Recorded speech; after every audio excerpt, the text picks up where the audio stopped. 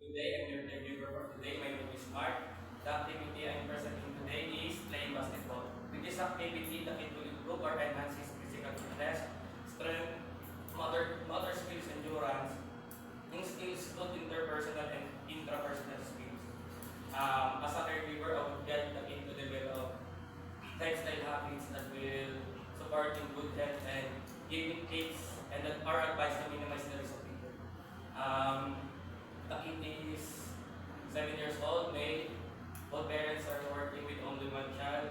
No disabilities, have to interact, especially to online games. Competitive and friendly, Filipino and Filipino.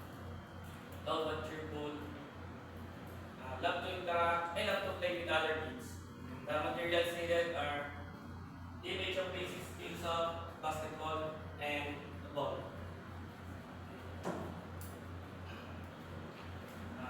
Magandang araw. Ako nga pala caregiver mo ngayong araw. Pangalan ko nga po pala ay Mark. Maaari ko po ba malaman mo yung pangalan? Ray po. Kinagagala kitang pakilala Ray. Mahilig ka pa, matanong ko lang, mahilig ka pa maglaro?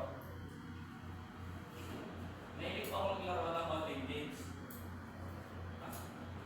Ako, alam mo ba, masamang kalimitang paglalaro ng online games kasi maaaring malabang yung mga mata dito. Ganun po ba? Bilang po kasi nalalaman kong laro eh. Sige, ganito na lang. Meron akong isang laro na lubos mong ikasisiyan yung natutuwa. Ano po yun? Halika, sumunod ka sa akin. Nakikita mo ba ito? Itong gagamitin natin. Itong bola ng basketball at ituturo ko sa iyo ang mga basic skills ng paglalaro ito. Mukha naman kung mahirap siyang gawin. Dahil madali lang yan, tuturuan kita. Ang una namin gagawin ang pagdidribble. Ganito ang tamang pagdidribble. Sige nga, ikaw nga, gawin mo. Ganito po ba?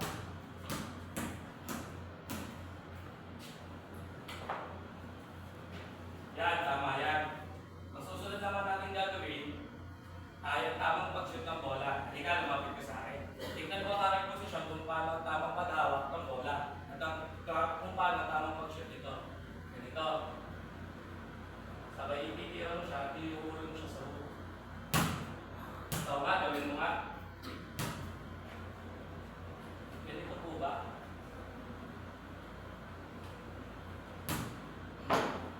Yan, tama yan. Alam mo ba, ang paglalaro ng basketball, may tutulong para sa atin. Ano pong may tutulong ito para sa atin?